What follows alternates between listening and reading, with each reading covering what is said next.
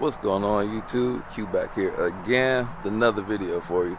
Today's video, I'm about to talk about the first week of the ownership with the new Acura Integra. So it hasn't been a full week yet, so I'll let it ride a couple days, but got some things that I have done, got the windows tinted, etc., getting used to everything. So far it's been a pleasure to drive. No regrets so far, just enjoying the car, and I'm about to dive into it in just a moment. But before I do, don't forget to like, comment, subscribe, hit the bell, browse the channel. Let's jump into it.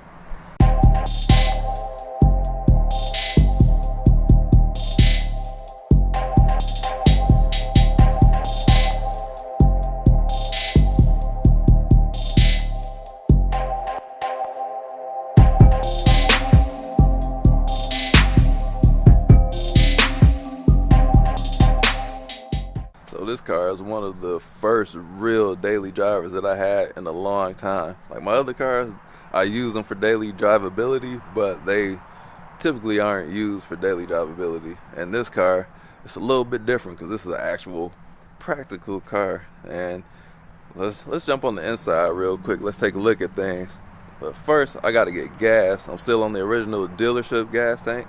And I know a lot of dealerships kind of goof that up. Like I'm pretty sure they put regular in my Camaro and a lot of my other cars that are required premium, but pretty sure Acura got it good with this one because I can feel the throttle response really well. And you can notice, like when I took delivery, it was used, but the Fiesta ST that I had, the owner used regular, and once I filled up with premium, it was a noticeable difference.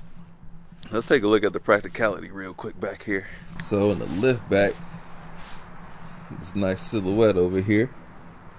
Somebody said it looks like a lowered Acura Cross Tour. Those things are fugly. But I'm like, ew, it kind of set in my brain. But nah, this don't look like that. Similar shape though. But subwoofer back there. Keep my tripod down here, both backpacks. And I can put my camera over here. I ain't have to pay for this little net back here. Camera fits really nicely over there. My Camaro, I think they charge like $75 or $150 for a cargo net. I'm like, bruh. I actually think I want one to come across here because when I do my spirited drive, stuff tends to shift around.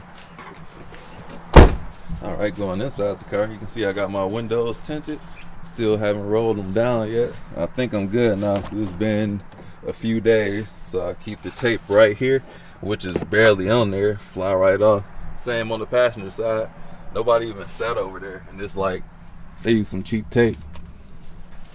I think I can finally roll them down now. How about we get the first cold start?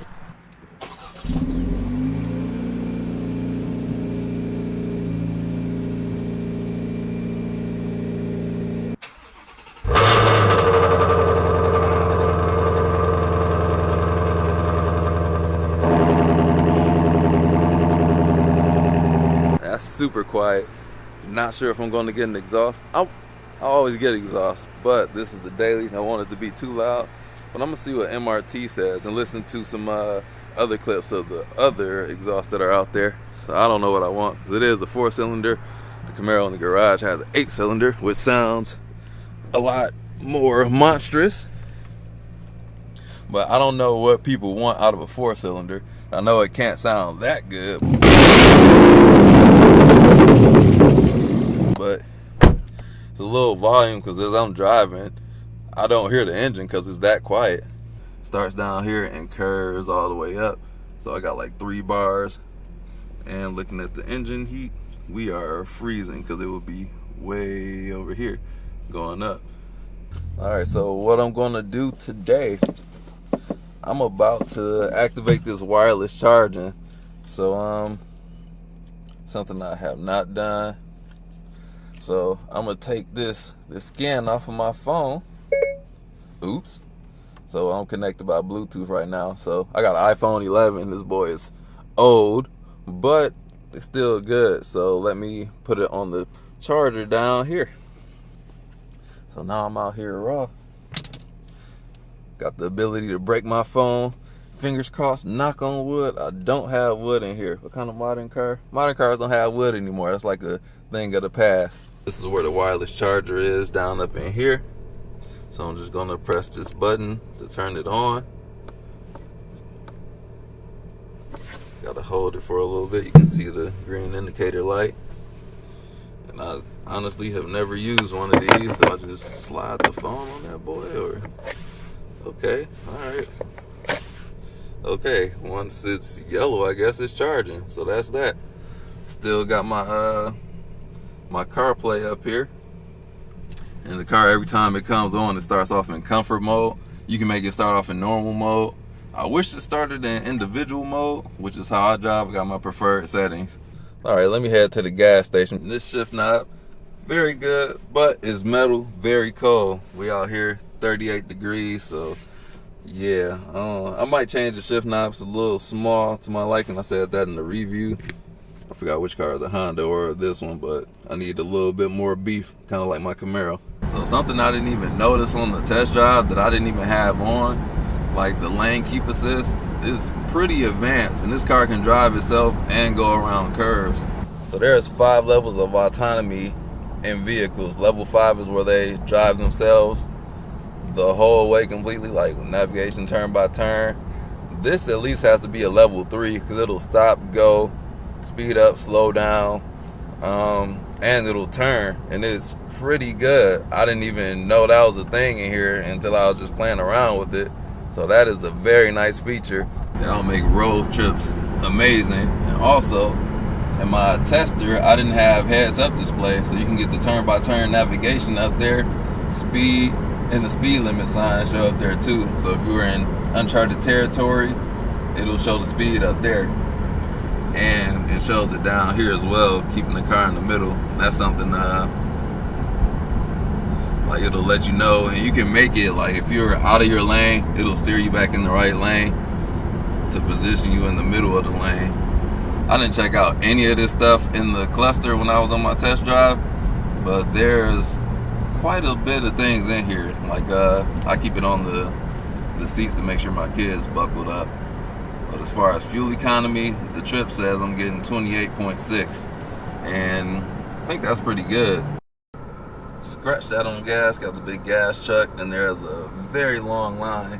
Oh, get out the way. A very long line of cars. Gas ain't cheap enough for me to wait that long, so I kind of want to drive it till the gas light comes on just to see what that is. So maybe I'll get gas another day. So one thing about this car, I have no idea what the break-in period is. I looked all through the owner's manual, don't see anything. I asked the salesman, they just don't have the documentation on what it is. So right now I got 240 miles on here. I'm just call it 500, the break-in point. That seems to be like the normal, but my Camaro was like a huge outlier at 1,500 miles. Took me a minute to get there.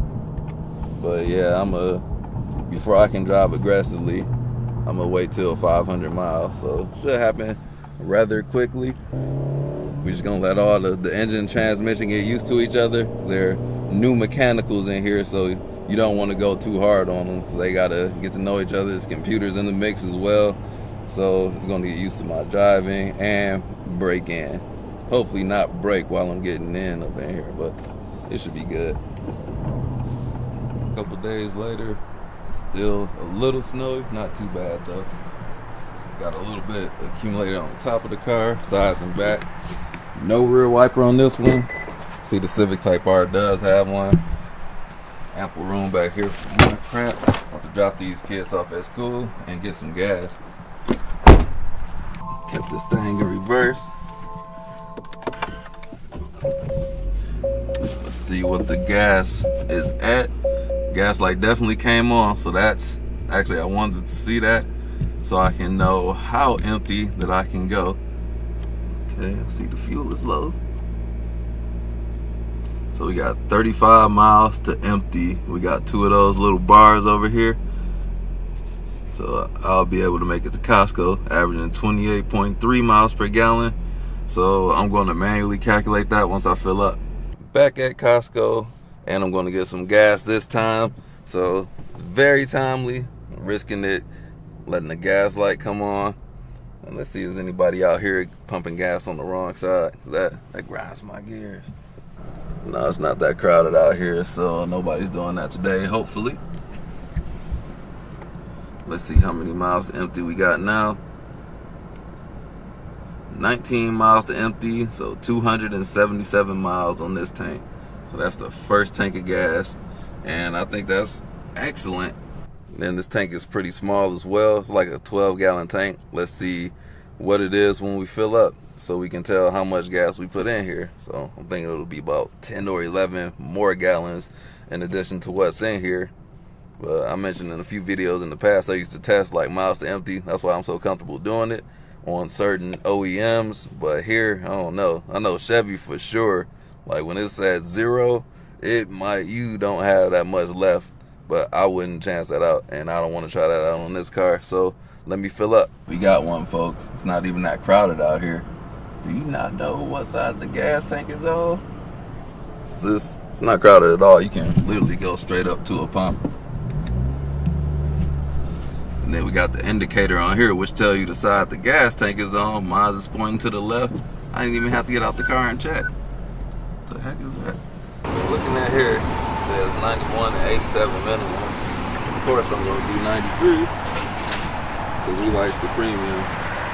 Let's see how much to fill up. Predicting it's going to stop in the... Yep, there we go. Now we're all the way full. 373 miles to empty, so loving it. So let me reset my trip A meter and record this so I can just know how far down I can go. So it's like almost 2 gallons left in the reserve. So once I get down to the fuel light with like 20 miles to empty at 28 miles per gallon, I know I can probably squeeze out 40 more miles, but definitely shouldn't do that, especially when it's cold out. So that's gonna wrap up this video. First week with the Integra. As you can tell, my daughter came home and I know which one did it. Wrote her name on the hood in the snow. Had a little bit of snow. It's freezing out here, so I'm probably about to go back in the house. So I can tell I'm gonna have fun with the car already. Like, this chassis is sublime, and that's something that I haven't gotten a chance to get around to. Haven't pushed it hard. Like I said, still breaking it in, and it's cold and snowy out here, so it'll clear up. I can do it in the cold because it's on all seasons. Not the most grippy tires, but it'll do for what I'm trying to do. And the tent should be fully cured to the windshield, so now I can mount my cameras up, and I haven't done that yet. So I got to get you all that first impression on driving. Even though it's been like 300 miles for me, it'll be the first time for you all.